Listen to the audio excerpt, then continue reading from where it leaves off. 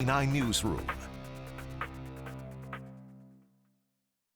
After a preliminary search of the grounds, inside and out, we have located 8 people at the scene with injuries consistent to gunshot wounds. Those 8 were pronounced deceased here at the scene. We want to get back to the breaking news we've been following since last night. 9 people are dead after a mass shooting in Indianapolis that includes the suspected gunman. Yeah, so many of you just waking up and learning this. I know I got a text message from Jim this morning. That's how I learned about it. We know that there are others that have been injured. We know that there is one person we believe that's in critical. I also spoke to a source this morning that told me a couple of the other people that were injured were actually injured trying to get out and from falling, and they were not shot. It's unclear though at this point, again, exactly how many people were injured. Let's get into this, though. It happened at this FedEx facility on Mirabel Road on Indy's southwest side, not far from the airport, but again, not on airport grounds. We want to start with Alexa Green. She is there live, breaking down the very latest. Alexa. Angela and Daniel, good morning to you. Absolutely heartbreaking news to wake up to this Friday morning. We can tell you Metro Police, they are still here on the scene of this FedEx facility on Indy's southwest side. This is nearly 8 hours after this mass shooting occurred. We can tell you 9 people are dead this morning. That does include the accused gunman, and several others are injured during what police say there was a mass shooting. I'm going to step out of the way to show you the scene because you can see IMPD detectives. They are still here. Many of them are still inside this facility. You also can see crime scene tape that has now been taken down. I want to go over briefly what we know. It was shortly after 11 last night. Police, they were called out to this FedEx Ground Operations Center on Indy's southwest side for reports of an active shooter. When they arrived, they say they found an active shooter situation. Police say the shooter then turned the gun on himself. Police, after searching the inside of the building and the parameters, say they located 8 people at the scene dead from gunshot wounds. We know at least 8 other people were transported to nearby hospitals. Some drove themselves, others were driven by coworkers, and we're told there have been multiple overnight hospital walk-ins. So right now, Metro Police are trying to figure out the total number of victims. IMPD tells us no officers were injured during all of this, but they say this is never a scene they want to encounter, and they're asking for patience as they investigate. We understand that there are a lot of moving parts, and we ask for your patience as we gather the most accurate information. It is very heartbreaking. Police are asking if you were at this facility during the shooting or if you were injured to call Metro Police. This morning, we know a lot of our viewers have questions about this. We're trying to find out more about this suspected gunman, who he was, his motive, whether or not he worked at this facility or not. All of that still unclear at this moment. Metro Police telling us that could take days, possibly even weeks to figure out. Angela and Daniel, we'll send it back to you. All right, Alexa, thank you. We are hearing from FedEx about the shooting this morning. A statement you see here reads, quote, "We are deeply shocked and saddened by the loss of our team members following the tragic shooting at our FedEx ground facility in Indianapolis. Our most heartfelt sympathies are with all those affected by this senseless act of violence. The safety of our team members is our top priority, and we are fully cooperating with investigating authorities." Employees right now being interviewed on scene. Family members, some of them, are waiting to hear from their loved ones who work inside that building. They're being asked to go to this nearby Holiday Inn Express where they can get the latest information and potentially be reconnected if they haven't already. And our Darius Johnson caught one of those emotional reunions on camera. Take a look.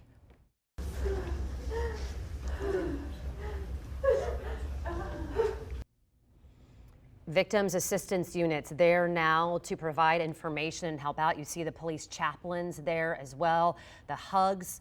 Again, this is for those being reunited. This is also, police giving feelings and reaction to one another after what they've seen. This investigation is just starting. We know, too, that the FBI has told us they are going to be involved in this as well. We're going to hear from Darius Johnson coming up in about 8 minutes. He's been interviewing some other people. Want to give him a little second, Daniel. And you have a really interesting interview now. A very tense situation where Darius is right now this morning. And in the wake of the mass shooting, we have a disaster preparedness expert who is joining us on the phone this morning, Jay Dodson. He is a certified instructor in the area of defensive tactics and consults for the Indiana Law Enforcement Academy. Jay, good morning to you. Thank you for joining us this morning. Let's start off with where there are any workers that could they have done anything is the question I wanted to ask you. Good morning. Yes, the businesses should prepare for, any business should prepare for this type of an incident by doing some sort of a risk assessment. And through that risk assessment, they should identify what we would call safe zones. In other words, an area they could go behind a locked door that would be somewhat of a barrier against a violent person with a weapon or a firearm. What steps do police take when they arrive at the scene? The police across the country have been trained very well since Columbine 1999. So what the police departments do, and Indianapolis is one of the top in the country, they look for the person that has the weapon. They go after that person. They try to find them as quickly as possible so they can stop them from injuring other people. It is not necessarily their goal, though, to rescue victims. We have other groups, EMS groups or fire department groups, that we have programs throughout different states, and I believe there's a tactical medical program in Indiana that they use as well. And those folks would come after and would try to help the victims after the police had interviewed them. The police will ask them questions like, what did the person look like, what type of weapon were they carrying, those kind of things. And so they go after that person in teams of 2, 3, and 4 that are tactically engineered to find the person and take them out as soon as possible. And what can companies do, if anything, to prepare for situations like this and keep their employees safe? Well, pretty much, it's interesting. About 7, 8 years ago, hardly any businesses had written plans. And in today's world, just about every business has a written plan for an active shooter incident. You might think that may not be very important, but the importance of the plan is it predetermines what people should do if they are encountered with the active shooter incident, which is critical that we think this through in advance, because we try to respond to it when it happens, we're likely to not respond in an appropriate way. So first, a written plan. Then you encourage your employees to report any type of a threat, because we know that almost every active shooter incident, the person either commits suicide, which is most of the time, or they are planning, or they know they're going to spend the rest of their life in prison. So they're very, very dedicated to it. So if the building itself, the business itself, has created barriers, has created mass communication systems for employees to be contacted immediately, so they know where to go to the safe zones, things like that. But most importantly, any type of a threat, even if we feel as if it is not valid, it needs to be reported to management. Management needs to investigate that. And many times, there have probably been many times in our country where the active shooter incident has been prevented by taking action, but we don't have data on that. All right, Jay Dodson, thank you for your insight. Certified instructor who consults for Indiana Law Enforcement Academy. We appreciate it. For more information on the mass shooting, we've got it all on our website right now. Is Fox59.com. And now some of the newest developments. We know President Biden has just been, let know what's going on. We're going to hear from him maybe throughout the next hours or so. But again, they've just kind of put out, hey, President Biden is aware. That is our latest information. Right. That is what we'll do with you this morning as we get those, moment-to-moment updates. We will talk with you about it. If you have questions, you can email us. You can get us on social media to talk more about it. We've also heard from Indiana Congressman Andre Carson, as well as Indianapolis Mayor Joe Hogsett. We'll bring you those statements coming up. But right now, we're going to get a check of our forecast on this Friday. I told Jim earlier, it's been quite cool this week. It is. And he mentioned that next week, there's going to be something that might surprise us. Okay, I hope it's not snow. I hope it's warmer weather. weather. I'll let him tell you. Just a little chance of rain and snow, guys, headed in by Wednesday of next week. That's still far off. But again, we are looking at patchy frost here to begin our morning. That is a live look from Conner Prairie. We're down to 32 in Fisher. Patchy frost out there. We talked about it in the area here to begin our morning. 32 in Beech Grove, 31 in Greenfield, and 35 in Greenwood. We are seeing a lot of clear sky overhead and a dry radar. We will enjoy another dry day. I think a little bit more sunshine enjoyed today and less in the way of wind. In fact, a northwest wind of 5 to 10 and a high today. Not bad at all. We'll top out at 60 here, a little bit below average for this time of the year. Rain chances on the rise slightly heading into the weekend. We'll break down your Saturday and Sunday coming up in a few minutes. Let's talk traffic now at 7:08. Britt's got the latest on our roadways. The Traffic Authority, powered by Tom Wood Automotive. Busier out there right now that we're into our Friday morning rush hour. We do have a new crash just north of the downtown area, 16th Street at Illinois Street. So if you're heading out there on the near north side, just watch out for that. Not seeing any significant slowing getting around that. Just some minor slowing. Pretty shot of the sky right here. I-70 over near the airport, that is open. Trying to get you a shot of the actual interstate right here as we check around on a few different NDOT cameras. Just want to let you know, though, that Ameriplex Parkway south of I-70, that is still inaccessible because of the breaking news we've been telling you about. You can still get to the airport. You just can't access Ameriplex Parkway there south of I-70. 465 at Pendleton Pike on the northeast side. Starting to see that heavier volume. Still going the speed limit, though. Daniel? All right, Brett, thank you. Tomorrow night's Indy Fuel game is Marble Night, featuring Black Panther and the late Chadwick Boseman. It also is a donation drive for Pack the Pantries. The team's president says they want to take part in the effort to reduce food insecurity in central Indiana. As we've been telling you, even a small monetary donation goes a very long way. Just giving $5, that is, amounts to 25 meals. That's exactly what the Indy Fuel is asking from fans. Please bring a $5 donation minimum. We will accept more, but it is cash. And like I said, we'll cut a check immediately back to Fox59 for Pack the Pantries. In exchange for your donation, you will get a cool custom flashlight from the Fuel. Tomorrow night's game against the Fort Wayne Comets starts at 7:30 p.m. at Indiana Farmers Coliseum. You know, today was supposed to be, and it still is. Pack the Pantry full force on Pledge Day. Yeah, so it is that we are still doing that because it's obvious that our community is in need. Right and now. What our Hoosiers do, which you know this, when there Yes. is something that happens that is as tragic as this mass shooting, we come together, and that's what we're going to do today. So throughout Absolutely. the next 3 hours, while we bring you the mass coverage of this breaking news, we're also going to talk about how we can come together and do for others. That's right, and as we continue our team coverage of that mass shooting at a FedEx facility on the southwest side of the city. Those 9 people, including the gunman, is dead. Darius Johnson will have that live report as family members reunite today. And still ahead, we hear from an emergency room physician on how hospital staff dealing with these kinds of shootings and the trauma that comes with them.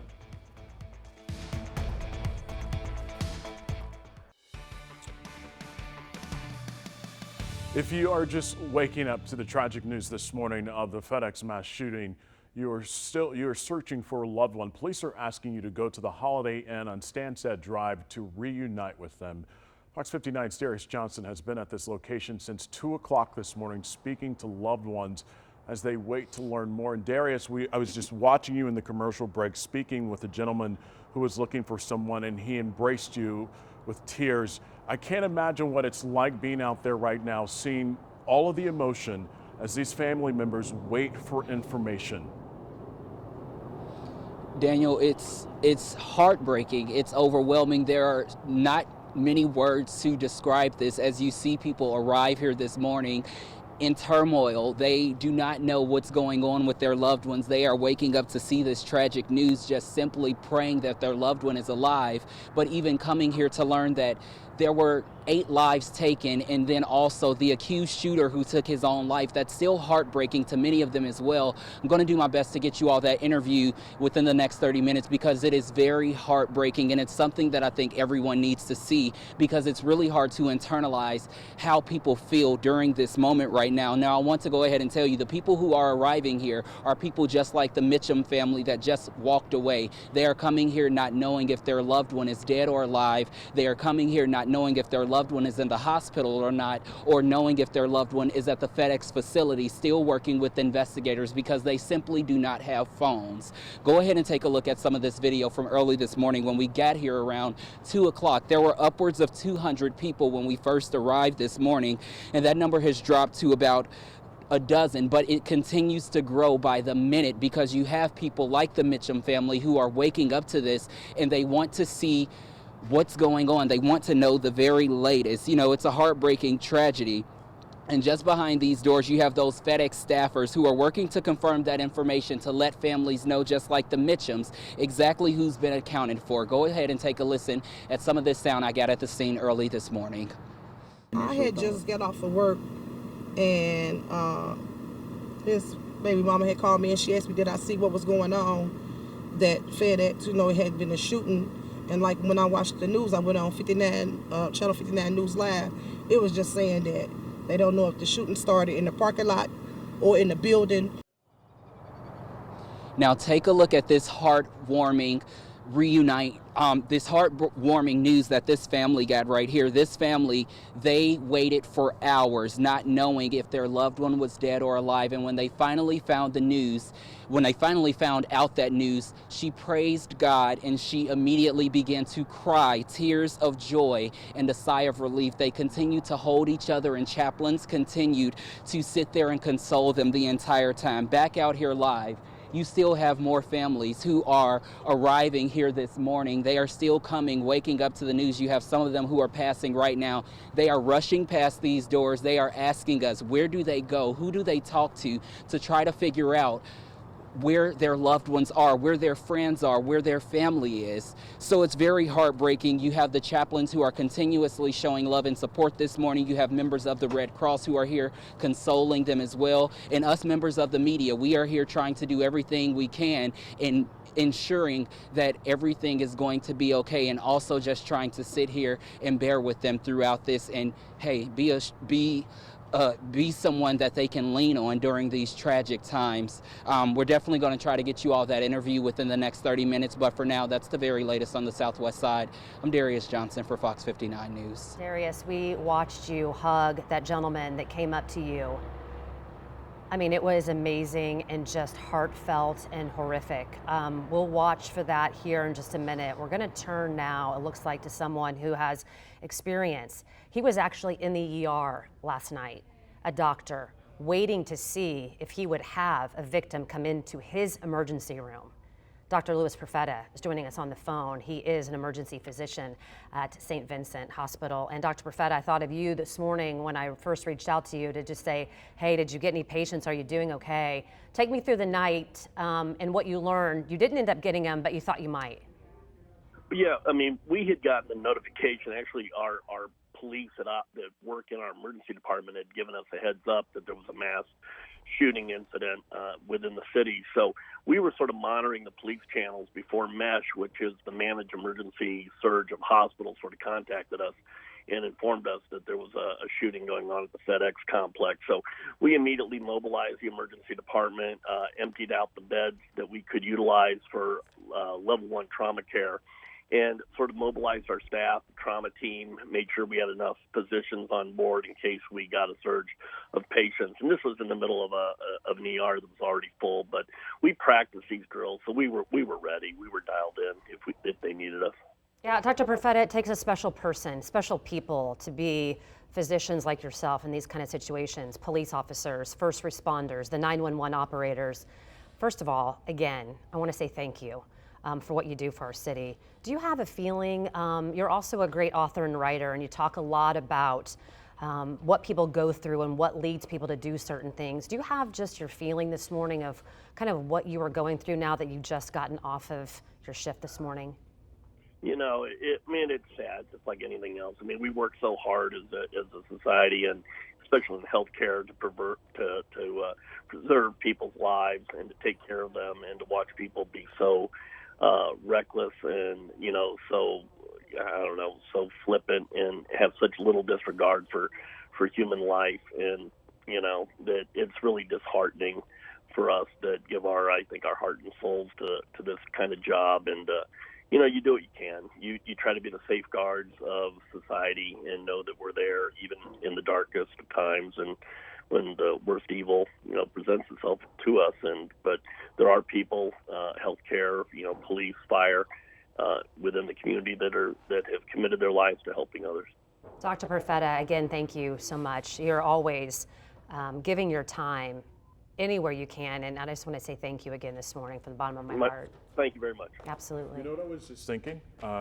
We have now joined the cities of Aurora, Colorado, Newtown, Connecticut, Orlando, Florida, in cities having to deal with tragedy after mass shootings because of incidents where people are just going on with their daily lives, working, going to school, and families have to wake up to find out that their loved one could be one of the victims. Yeah, and you know, as you're watching with us this morning, if you have a question or if you have something that you want to, you know, say to us, you know, this is just really a community conversation right now. Right. And something that we'll be doing Our city throughout the definitely morning. needs the healing and the prayers right now. Absolutely. We're going to just take a second break because we know that also as you head out this morning, you need to know what you're going to, you know, what the weather is going to be like as you go out the door.